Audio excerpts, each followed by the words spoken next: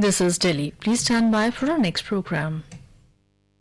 This is All India Radio. You will now hear comments from the press. The Indian Express and its editorial title, Doling Out Quotas, writes, the Bombay High Court has upheld the Maharashtra government's decision to extend reservation education and employment to the Maratha community on the basis of a report submitted by the Maharashtra State Backward Classes Commission. While it pared down the proposed quota from 16% to 12% in education and 13% in government jobs, the court said it was convinced that the Marathas, a politically dominant community, were educationally backward. The Maratha quota takes reservation in Maharashtra to 65% beyond the 50% limit imposed by the Supreme Court following the 1992 Indira Sawhney judgment. The HC has justified this transgression of the Supreme Court benchmark, citing exceptional circumstances and extraordinary situation and the legislative competence of the Maharashtra government to enact the Socially and Educationally Backward Classes SEBC Act 2018. The law is likely to be challenged in the apex court, and the outcome has implications for the architecture of the politically fraught OBC reservation system in the country. The Patidars in Gujarat, Jats in Haryana and Kapus in Andhra Pradesh, all socially and politically powerful communities, have been demanding quotas on the basis of claims similar to those of the Marathas. The concerned state governments may now be forced to engage with the issue afresh and even legislate favorably. Though the legislative competence of the state governments must be respected, it is important to recognize that numerically strong, socially dominant and politically powerful intermediate castes now covet the quota as a convenient option to advance their economic interests. The Economic Times, in its editorial title, Best Poll Conditions for J&K, Whole Polls, writes, there are reasons why President's rule in Jammu and Kashmir, in place since December 20, 2018, after 6 months of Governor's rule since June 20, is being sought to be extended by another 6 months from July 3. Whether the reasons are compelling enough is what's being debated in Parliament. The argument used by Home Minister Amit Shah to move his statutory resolution is not as anti-democratic as the opposition benches make it out to be, since the Election Commission EC has reportedly decided to hold assembly elections in J&K after the sensitive weeks of Amarnath Yatra, July 1 to August 15. It's essential that President's rule be extended by another half year. Shah underlined on Friday that under central rule, first via Governor's rule, then via President's rule, Government of India has, unlike prior state governments, succeeded in keeping a lid on unrest and terrorism. His colleague in the Home Ministry, Minister of State for Home Affairs G. Kishan Reddy, had earlier stated that stone pelting incidents have declined in 2019. But what are the criteria for holding free and fair elections? On November 21, 2018, Governor Satyapal Malik had dissolved the J&K Assembly, citing horse trading and the lack of stability to form a government, not threat to security or breakdown of law and order. An EC committee had earlier suggested holding assembly polls immediately after Lok Sabha polls, once pressure on security forces deployed across the country had subsided. The Home Ministry, however, in a meeting with EC, insisted polls be held around October-November, citing the need to deploy forces for the Amarnath Yatra tourist season, apple harvest season in September-October, return of the Bakarwal community after summer, a litany of seemingly poll-friendly events. J&K is indeed a sensitive state, but while one awaits perfect poll conditions, extending President's rule could be itself discourage prospective voters. The Times of India, in its editorial title, Single So What, comments, single women are all around, but they are invisibilized. They include women who didn't get married and those who are no longer married. They are occasionally financially independent, but more often they are vulnerable to varying degrees, disempowered by our social environment. The recently released UN Global Report on Women shows that a significant number of households in India are headed by single mothers. These tend to be disproportionately poorer than dual-parent households. Whether they are unmarried, divorced, separated or widowed, many women find it difficult to access social security, land rights, resources and policy attention. Unless they are anchored to a family, a household, it is a struggle to get entitlements, whether it is a ration card or a housing allocation. Government policy has to proactively keep this fact in mind, like the MJ Narega does, and officials at every level have to see women as independent, autonomous citizens. Social structures are designed to keep women dependent. While workforce participation of single women is higher than that of married women, it is harder for them to rent a home. Their lives are constantly scrutinized. Separated women have minimal rights to support from their estranged partners. Divorced women no claim to marital property. These are not favors, these are what is rightly owed to them. It is undeniable that men's greater financial power and economic activity rests on the unpaid labor of women. Unless we make amends for this gender division of labor, inequality will continue to hold